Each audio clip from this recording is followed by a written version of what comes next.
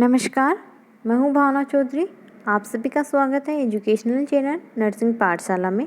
आज के सेशन में अपन डिस्कस करेंगे विटामिन बी के बारे में।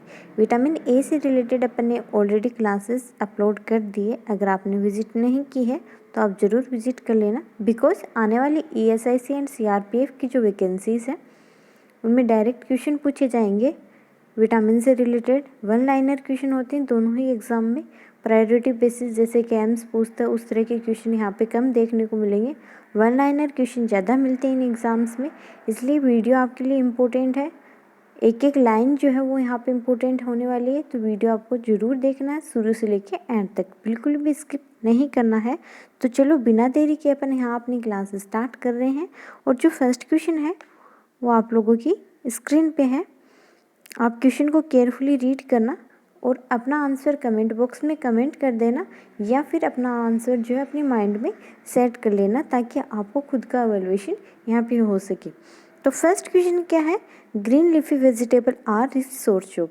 ग्रीन लीफी वेजिटेबल होती है वो रिचेस्ट सोर्स होती है किसका, या फिर अपन ये बोल सकते हैं कि ग्रीन लीफी वेजिटेबल्स में कौन सा विटामिन है वो रिच अमाउंट में पाया जाता है। ऑप्शन अपने पास में विटामिन ए है, विटामिन बी है, विटामिन सी या फिर विटामिन डी है।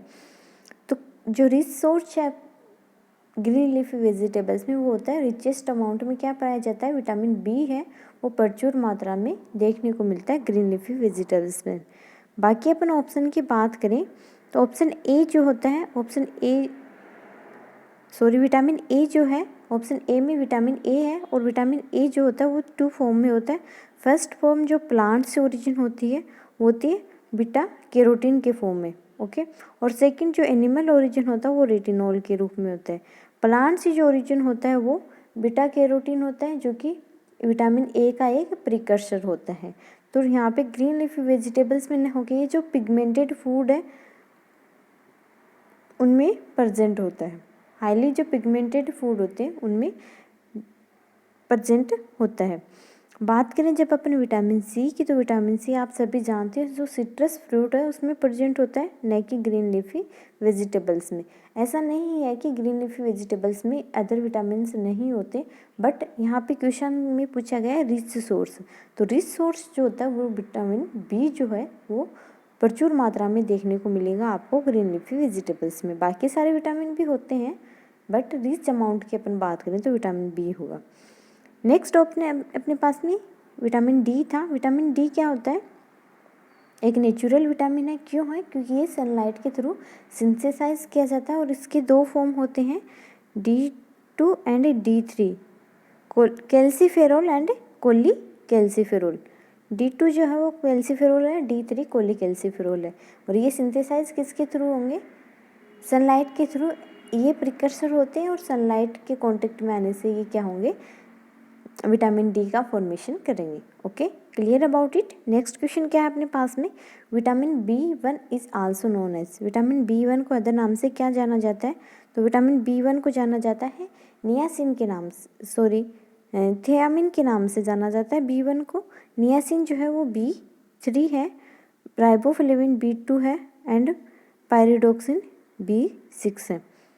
तो again I am repeating here, B1 is the thiamine, B2 is the riboflavin, B3 is the niacin, B4 is not there, B5 will be there, it is in pentothenic acid and B6 is the pyridoxine. Okay, clear about it।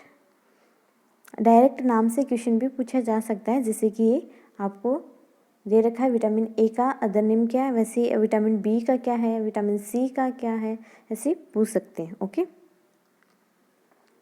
Next question है deficiency of the thiamine in diet cause. जो thiamine यानी B1 की deficiency है, अगर वो diet में होगी तो उस वजह से कौन सी डिजीज़ कंडीशन आपको देखने को मिलेगी, तो वो होगी बेरी बेरी की भी अपन बात करें तो 2 तरह से प्रेजेंट होती है। फर्स्ट जो है वो ड्राई बेरी जो कि अपने नर्वस सिस्टम को इन्वॉल्व करती है, and second one is the wet beriberi जो कि कार्डियक सिस्टम को इन्वॉल्व करती है। ओके, नेक्स्ट अपन बात करें ऑप्शन की, ऑस्टियोपेनिया या फिर ऑस्टियोमिलेशिया, ये रिकेट्स या ऑस्टियोमिलेशिया विटामिन डी की डिफिशियंसी से मिलेगा। प्रोटीन माल न्यूट्रिशन है वो एनर्जी डिसऑर्डर है। स्कर्वी विटामिन सी की डेफिशिएंसी से मिलेगा, जो कि अभी राजस्थान सीएचओ के एग्जाम में पूछा गया था क्वेश्चन। नेक्स्ट है which deficiency disease is also known as rice ether disease. इनमें से कौन सी डिजीज कंडीशन है उसको राइस एथर डिजीज के नाम से जाना जाता है। Option A beriberi, option B is scurvy, option C is rickets and option D is pellagra. तो जो बेरी है उसको राइस एथर डिजीज के नाम से भी जाना जाता है। क्यों? क्योंकि ये मेनली उन पर्सन्स में देखने को मिलती है जो कि पॉलिश किए हुए राइस है वो कंज्यूम करते हैं अपनी डाइट में एज ए स्टेबल फूड। वो क्या करते हैं, पॉलिश वाइट राइस जो है वो कंज्यूम करते हैं। पॉलिशिंग के टाइम पे क्या होता है, मिलिंग प्रोसेस होती है और मिलिंग प्रोसेस के टाइम पे जो विटामिन B1 है वो इससे निकल जाता है, और विटामिन B1 जब निकल जाएगा तो ऑलरेडी बेरी डिजीज कंडीशन वहाँ पे बढ़ जाएगी। तो इसको राइस एथर डिजीज के नाम से इसलिए जानते हैं। समझ आया? नेक्स्ट क्वेश्चन क्या है, thiamine deficiency can manifest as. Thiamine यानी B1 की डेफिशिएंसी में कौन सा क्लिनिकल मैनिफेस्टेशन आपको देखने को मिलेगा। Option A mental retardation, option B memory loss, option C is the gingival bleeding and option D is the cardiac failure. तो अपन ने पहले क्वेश्चन में बात की है कि जो बेरी या थियामिन डेफिशिएंसी है वो दो तरह से रिप्रेजेंट होती है। First one is the dry beriberi and second one is the wet beriberi. और वेट में अपन ने डिस्कस किया थी वो कार्डियक सिस्टम या फिर हार्ट को इन्वॉल्वमेंट करती है और जिससे हार्ट फेलियर के चांसेस बढ़ सकते हैं। तो ये किसको, इसका मैनिफेस्टेशन क्या हो सकता है, कार्डियक फेलियर। ड्राई बेरी में अपन ने जो नर्व इन्वॉल्वमेंट की बात की थी तो वहाँ पे आपको एक अलग से टर्म दे रखी है, वर्निक एनसेफेलोपैथी या फिर क्रोस्कोफ सिंड्रोम। क्या है, वर्निक एनसेफेलोपैथी या फिर क्रेस्कोफ सिंड्रोम। क्या होता है ये डेफिशिएंसी B1 की डेफिशिएंसी है, उस वजह से देखने को मिलता है। और स्पेशली जो अल्कोहल कंज्यूम करते हैं, जो बंदे अल्कोहल का रेगुलर अल्कोहलिक होते हैं, अल्कोहल रेगुलर कंज्यूम करते हैं, उनमें क्या होता है, जो माइलिन शीथ है नर्व पे, जो माइलिन शीथ प्रेजेंट होती है वहाँ पे डीजनरेशन होना स्टार्ट हो जाता है और उस वजह से इनमें क्या देखने को मिलता है, पैरालिसिस देखने को मिलता है। समझ आया? अगर आपको कोई डाउट है तो आप हमें कमेंट बॉक्स में कमेंट कर सकते हो। नेक्स्ट क्वेश्चन पे मूव कर रहे हैं अभी अपन। Which vitamin deficiency cause the burning feet syndrome. Burning feet syndrome इनमें से किस डेफिशिएंसी में देखने को मिलता है। तो अभी अपन ने बात की है कि बेरी या फिर अगर विटामिन B1 की डेफिशिएंसी होगी तो उस कंडीशन में अपने को क्या, नर्व इन्वॉल्वमेंट देखने को मिलेगा और उसी की वजह से आपको क्या देखने को मिलेगा, बर्निंग फिट सिंड्रोम देखने को मिलेगा। तो B1 जो है वो कोज करता है burning feet syndrome. Okay, next question क्या है, angular stomatitis occur due to deficiency of. What is stomatitis? Stomatitis is an inflammation of the oral mucosa, not the stomach. Here the stomatitis is the inflammation of the oral mucosa. Question में पूछा गया है कि angular stomatitis किस deficiency में देखने को मिलता है। तो वो देखने को मिलता है विटामिन B की डेफिशिएंसी से एंगुलर स्टोमेटाइटिस देखने को मिलेगा। ओके, बाकी अगर विटामिन A की डेफिशिएंसी होगी तो वहाँ पे आपको ब्लाइंडनेस मिलेगी या फिर ब्लड विजन मिलेगा। विटामिन C है तो स्कर्वी या गम ब्लीडिंग मोस्ट कॉमन मैनिफेस्टेशन होता है और विटामिन D की वजह से रिकेट्सिया या फिर ऑस्टियोपोरोसिस देखने को मिलेगा। ओके, नेक्स्ट क्वेश्चन क्या है, क्रैकिंग और ulceration of the lip and angle of mouth is known as. Cracking and ulceration देखने को मिल रहा है कहाँ पे है, लिप पे और जो माउथ का एंगल है वहाँ पे। तो उस कंडीशन को क्या बोलते हैं, तो उस कंडीशन को अपन बोलते हैं चिलोसिस। ऑप्शन सी जो होगा यहाँ पे करेक्ट होगा। चिलोसिस की कंडीशन है उसको अपन बोलते हैं क्रैकिंग लिप और या फिर अल्सरेशन देखने को मिलेगा आपको कहाँ पे, लिप और जो माउथ का एंगल है वहाँ पे। जैसा कि अपन ने जो क्लेफ्ट लिप है उसके सर्जरी के बारे में स्टडी किया था कि उसके लिए अपन क्या करते हैं, चिलोप्लास्टी करते हैं उसी का वर्ड ये है, ये एक साइंटिफिक या मेडिकल वर्ड है चिलोसिस। नेक्स्ट कंडीशन क्या है, सॉरी क्वेश्चन क्या है, vitamin B3 is called as, vitamin B3 को क्या बोलते हैं अपन, नियासिन। अपन ने पहले के क्वेश्चन में डिस्कस कर लिया। बाकी अपन ऑप्शन की बात करें तो राइबोफ्लेविन B2 होगा, पेंटोथिक एसिड B5 होगा and pyridoxine is the B6। Okay, next question क्या है, विच बी विटामिन में be helpful in lowering the cholesterol level, इनमें से कौन सा जो विटामिन है वो कोलेस्ट्रॉल के लेवल को लोअर करता है, तो वो क्या करता है, नियासिन। नियासिन क्या करता है, अदर नेम क्या है, B3, जो क्या करता है, जो लिपोप्रोटीन है स्पेशली VLDL, VLDL क्या है, वेरी लो डेंसिटी लिपोप्रोटीन। जो लिपोप्रोटीन है उसके 5 सब टाइप हैं, जो अगर जिसकी अपन बात करें तो जो HDL होता है वो गुड कोलेस्ट्रॉल होता है, बिकॉज ये क्या करता है, जो भी एक्सेस बॉडी में कोलेस्ट्रॉल है उसको लीवर तक लेके जाता है और लीवर में वो क्या करेगा, ग्लाइकोजन के रूप में स्टोर कर देगा फैटी टिश्यूज़ में। बट जो LDL एंड VLDL है वो क्या करती हैं, इसके अपोजिट वर्क करती हैं, जिनको बैड कोलेस्ट्रॉल के नाम से जाना जाता है, जो कि लीवर में डिपॉजिट जो लिपिड है उसको सर्कुलेशन में स्प्रेड करती है, जिससे कोलेस्ट्रॉल का लेवल या फिर फैटी एसिड का लेवल ब्लड में बढ़ जाता है।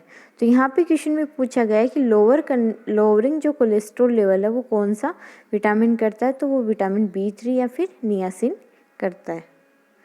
ओके, नेक्स्ट एंड क्वेश्चन है जो कि बहुत ही इंपॉर्टेंट है, बहुत बार पूछा गया है, मेज is deficient in which amino acid, कौन सा अमाइनो एसिड जो मेज है उसमें डेफिशिएंट पाया जाता है।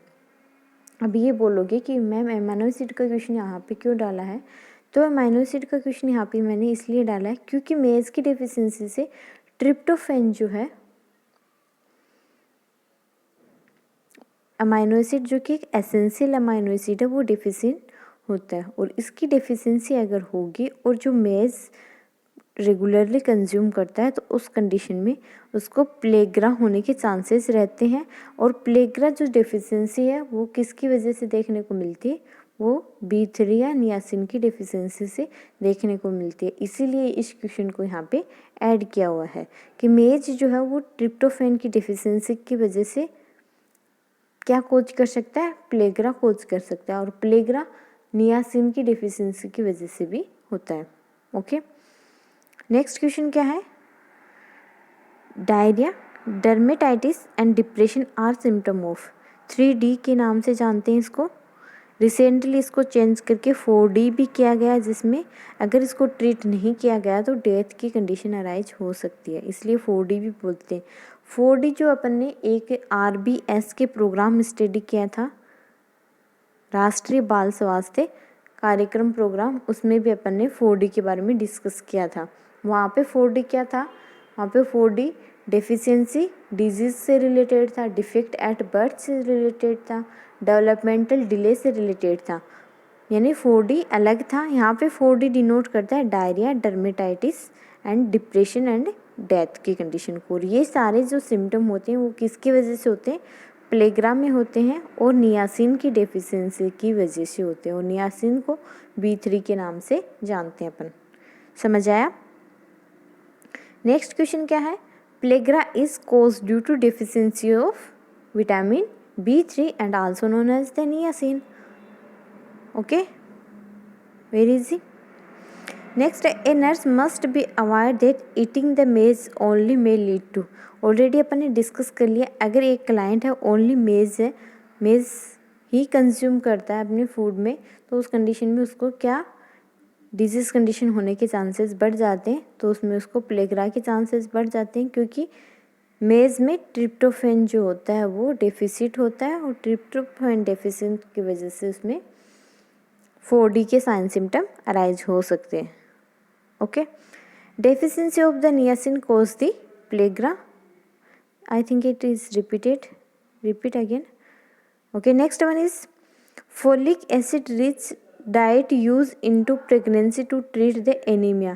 एनीमिया को ट्रीट करने के लिए ड्यूरिंग प्रेगनेंसी क्या है, फोलिक एसिड रिच डाइट आप प्रोवाइड करते हो। तो इनमें से कौन सी जो डाइट है वो फोलिक एसिड से रिच है, तो जो ग्रीन लीफी वेजिटेबल है वो फोलिक रिच डाइट यहाँ पे होगी। तो as a health care provider आप एजुकेट करोगे कि जो फोलिक एसिड है उसकी डेफिशिएंसी ना हो, तो ड्यूरिंग प्रेगनेंसी ग्रीन जो लीफी वेजिटेबल्स हैं उनको हायर अमाउंट में वहाँ पे कंज्यूम करें। ओके, नेक्स्ट क्वेश्चन क्या है, source of folic acid are. तो सोर्स ऑफ फोलिक एसिड अभी अपन ने डिस्कस किया, जो ग्रीन लीफी वेजिटेबल्स होती हैं वो रिच सोर्स होती है, और इनमें से जो ऑप्शन ए है स्पाइनच यानी जो पालक है वो सबसे ज़्यादा